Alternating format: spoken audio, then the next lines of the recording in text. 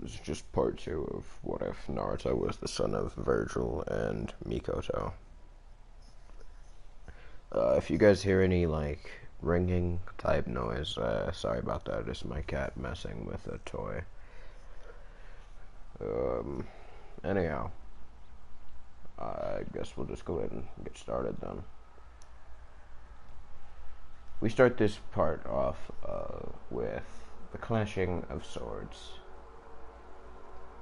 As two blades would clash, one man with white hair that would be somewhat long, going down to his chin on the sides and somewhat covering his eyes. Pretty much just think of Dante in DMC1.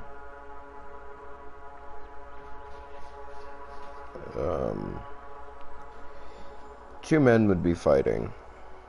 One with a dark blue vest that would look like it would be made out of Kevlar, with a black overcoat over it.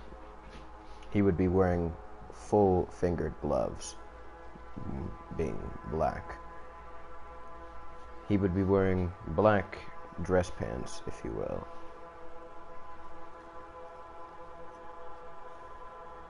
He would have a symbol that would be that of a war fan on his back.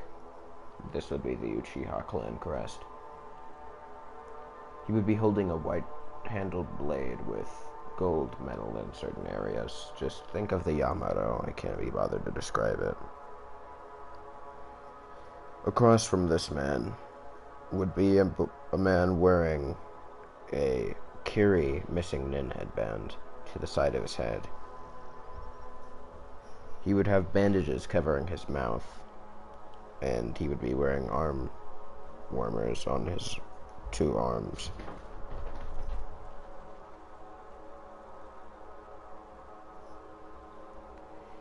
Now, he would be holding a large Zambato, or Zambato, I can't remember what it was called. What in the fuck? I'm sorry for that interruption. Just watched my cat do a flip. Anyhow. The two would be holding their swords against each other, with one holding his with one hand in a rather relaxed posture.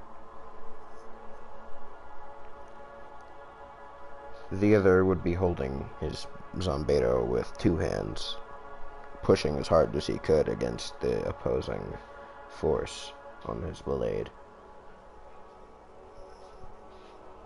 Behind the white-haired man would be three kids, one with blonde hair and blue eyes with 3 whisker marks on each cheek, with her hair in 2 pigtails, wearing an orange jumpsuit with blue in it.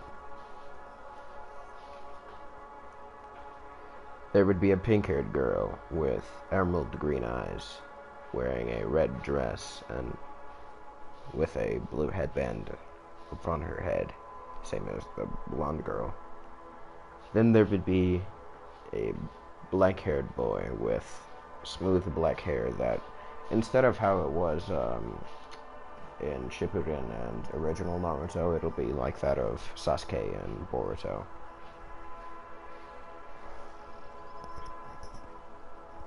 He would be wearing a blue high-collared shirt with the Uchiha crest on the back, with a pair of black pants and black shinobi sandals.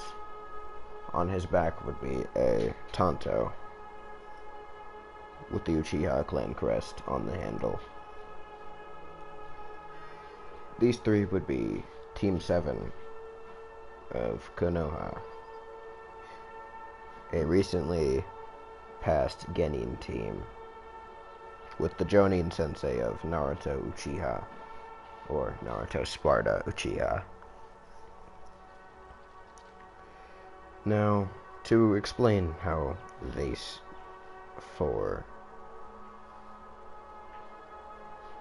got into the situation, we will go back to earlier that day.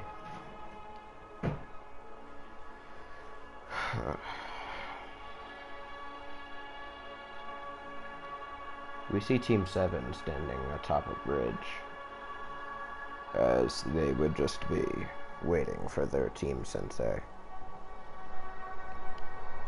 The man would then appear in a black blur, as he would be standing in front of them all. He would look down at the two. Good. You're all here.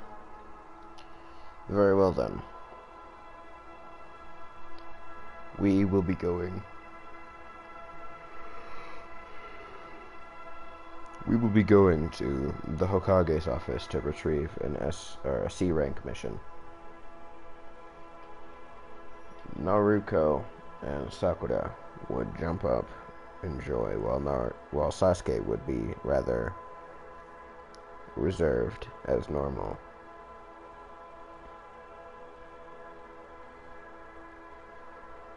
As Naruto would walk off with the 3 genin following behind him. Minutes later in the Hokage's office, as Hiruzen would be sorting through D-rank missions, or not the Hokage's office, but the mission office, as Hiruzen would be sorting through D-ranks, listing off, I see, so we have gardening one of the council members' backyard. We also have walking the Unizaka dogs. Oh, or you could catch Tora. Naruto would be standing there as he would say, Lord Hokage, if I may. Hiruzen would gesture for him to go on. I would like to request a C rank mission for me and my team. Iruka looked outraged, who would have been sitting next to him, but before he could say anything, Hiruzen said, Alright then. Please bring in Tezuna, he would yell out through the door, as the door would open to reveal a man with shaggy brown hair and glasses and a slight graying beard. Wait, no, he had white hair. I can't remember completely, sorry. And a slightly graying beard. He would have the strong stench of alcohol on his breath. He would be wearing a white hat that would cover his entire head with a brown sleeveless shirt and white shorts. Hiruzen would then say, This is Tazuna. He is requested to be escorted back to his village in Wave Country so that he can go back to building a bridge. Naruto would only nod, but before they could all leave, Tazuna would say, Are you serious? You give me a bunch of brats. I paid for a C rank mission, and this is all you can get me. Vergil would look at the man before saying, Yes, you got the team specifically for a C rank mission. Unless, of course, you were lying about the difficulty of said mission.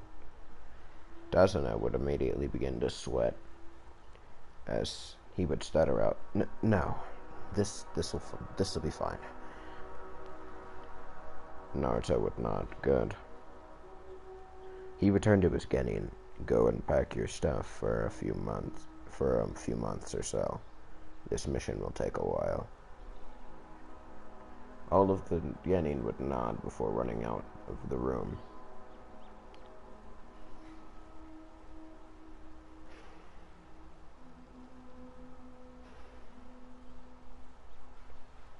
We time skip to when Team 7 is on the road with Tazuna.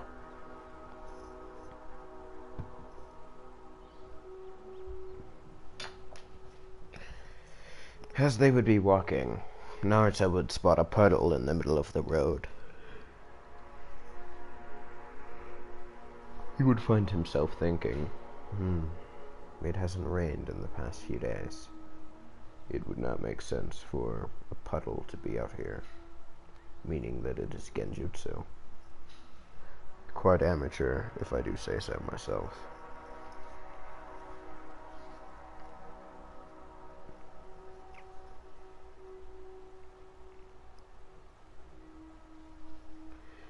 As they would walk past the puddle, two men wearing...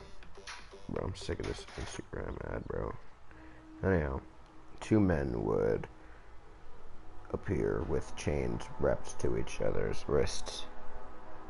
They would go to enclose Naruto, who would jump over it, as the two would miss completely.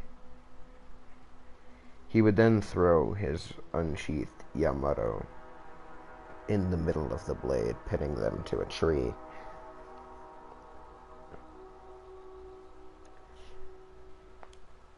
As the two would be trying to pull the chain free, they would find that the Yamato would not move. One of them tried to reach for the handle of the blade, only for that hand to be missing from the rest of his arm. Gozu would look at his arm in horror as it would begin to spray blood. He would let out a scream. Miyazu would look to his brother in horror as well, as he would then turn a glare towards Naruto, who would be standing there with a blank look on his face. As he would say, "Let me go, you bastard."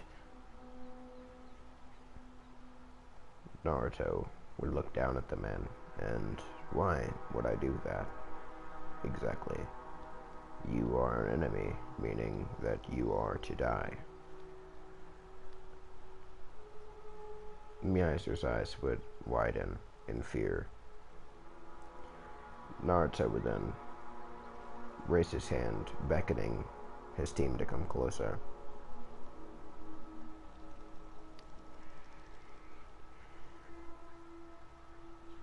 As the team would be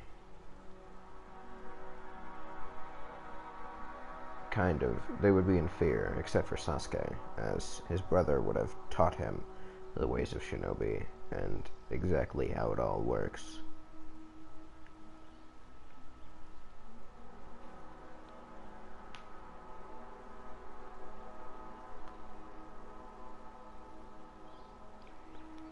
The two females of the team would then look towards their sensei in slight fear. Naruto-sensei, are we gonna knock them out and leave? Naruto would immediately respond, "No, we're going to kill them." The two girls would pale before Naruto would stutter out, "Kill? But why would we do that?" Naruto would then begin walking towards the now unconscious Gozu, as he would pick up the man's severed hand that had landed next to him. He would pick it up by a finger that wasn't covered in blood, before tossing it at Miyazu, who would have tried to catch it.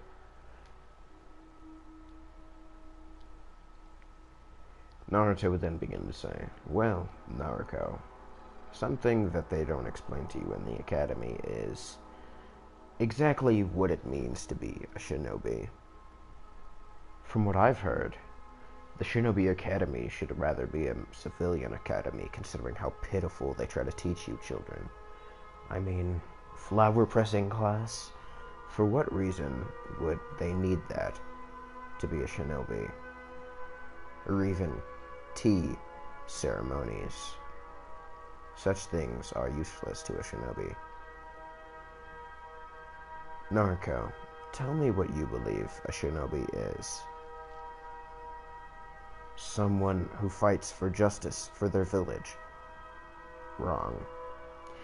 A shinobi is a tool, a paid killer for their village. Our job is to kill, maybe capture, but most of the time it is always to kill. We are not here to save people. unless it is in our job description. But even with saving people, we'd still end up killing other people. I'll tell you this now, if you join the shinobi career to be a hero, then you joined for the wrong reason. One's hero might be another's villain. Therefore, you could never be a hero in everybody's eyes. Do you understand what I'm saying? Naruko's throat would have been dry by now, as she would only nod. Naruto would beckon Sasuke over. "Little brother, come here." Sasuke would step forward attentively. "It's time for your first kill." Sasuke would nod.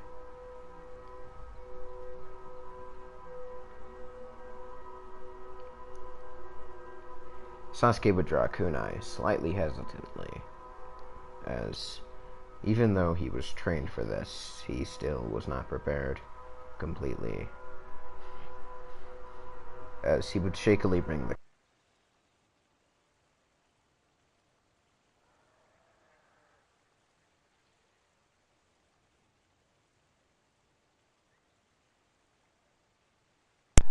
I apologize. It would appear my controller randomly turned off. Sorry. Where was I? Right. Naruto would bring his hand and grasp the boy's hands, as he would say, "Do not fear it. Look at the man's eyes." Sasuke would do so, as he would look at Miyozu's eyes. They would be widened and constricted in fear. You see that fear in his eyes. He fears death, which means you have power over his life. Know this, the most absolute amount of power there is the ability to control another's life, to choose whether they live or whether they die. That is the most powerful thing you could ever have in this world. For once you have power over another,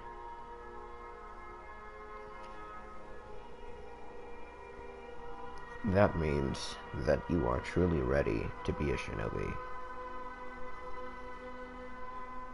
Sasuke would gulp before nodding, as he would stop shaking, his eyes filled with resolve. He would then bring the kunai across the man's throat, as the man's life would leave his eyes, and he would slump down, dead. Naruto would remove the Yamato from in between the chain links, as he would then cut Gozu's throat.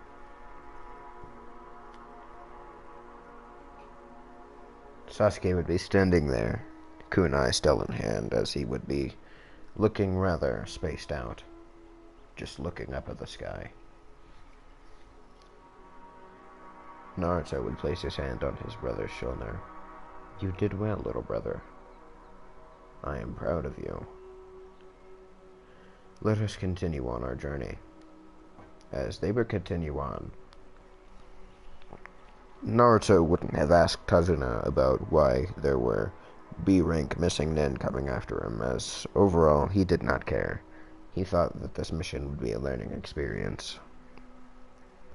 As they would be walking, Naruto would say, "Tazuna, keep in mind, you will be having to pay more, as this is an S-rank mission, or maybe A-rank, if anything, but you must remember that." Tazuna would only nod. We time skip to the next day, where, well, actually not the next day, but a few hours later, they would have been closer to Tazuna's house after getting a boat ride from one of Tazuna's associates.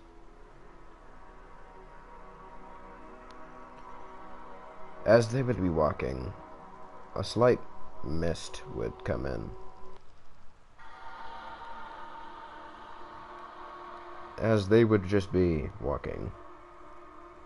A swooshing sound would be heard from Naruto's sensitive ears as he would dodge slightly backwards, just leaning his head back, as he would bring Yamato up, still not unsheathing it, as he would parry a flying Zanbaito that would land itself into a tree, a bandaged man landing atop it.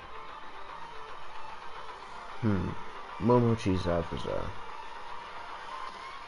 a rank missing nin of Kiri. The man would let out a gruff chuckle. The devil of Konoha. How very interesting. I didn't think I'd run into you in this place.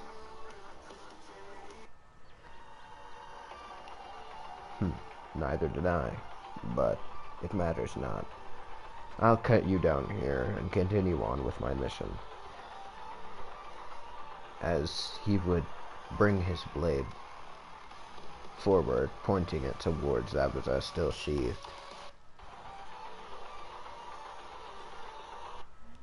Zabuza would then say, don't do that, devil.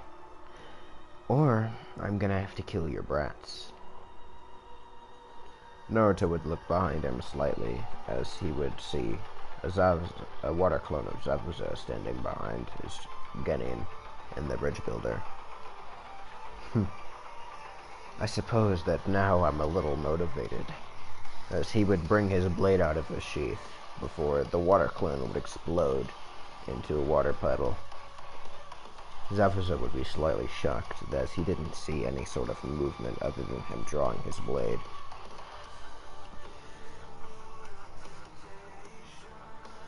Naruto would look at Zabuza with fierce eyes as he would then vanish, leaving a blue, ethereal afterimage.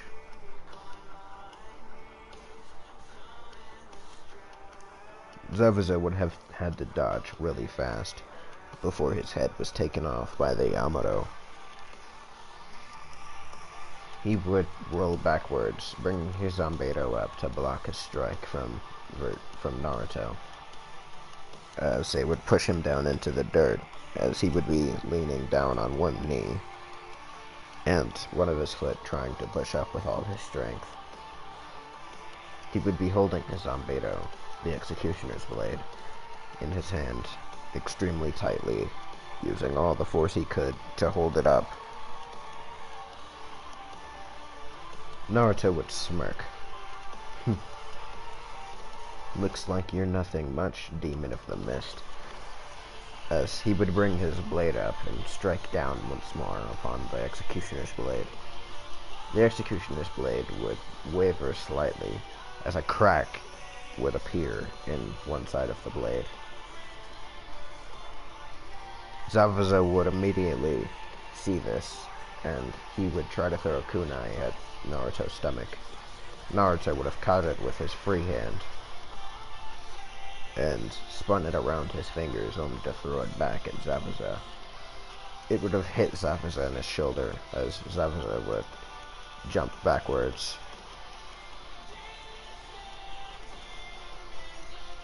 Zabuza would be panting by now about the amount of concentration and focus he just had to put into trying to block that strike and not let it cut through his blade.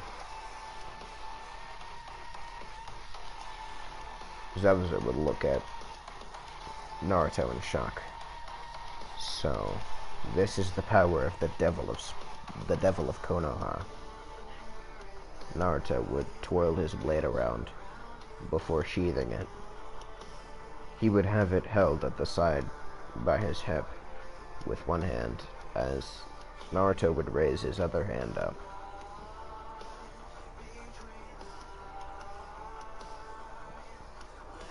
Everybody would be shocked to see ethereal blue swords, 3 on each side, would appear in a very organized manner in front of Naruto, as Naruto would bring his hand forward in a pointing motion towards Zabuza. The 3 ethereal swords would then shoot towards him at incredible speed. Zabuza would manage to block 3 of them, but the other 3 would hit him in different spots. 2 of them would hit him in both of his knees, as the other would hit him in his other arm that wasn't struck by a kunai. Zabuza would be on the ground, bleeding heavily, as the ethereal swords would just be piercing out of his body.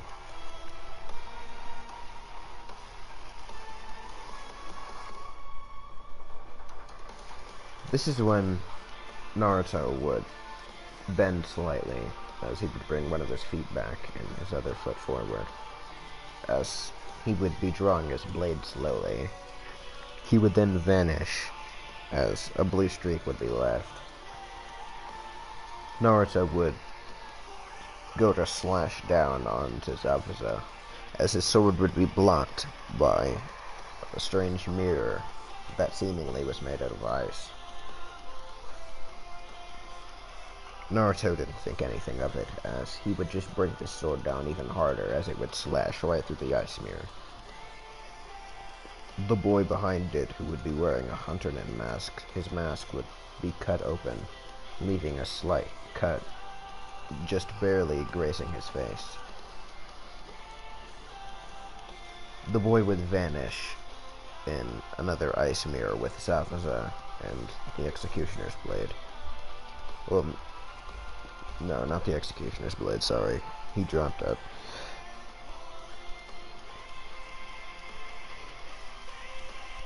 Team 7 would come running up behind Naruto, who would just be standing there with the same blank expression on his face. Naruto would say, "Sensei, you're awesome." Naruto would look at Naruto and say, I suppose. Your praise is much appreciated, Naruto. Well, let us continue on.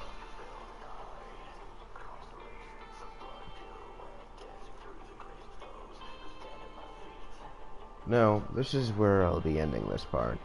I hope you enjoyed. And if you didn't, well, it is what it is, you know. Till next time. Peace.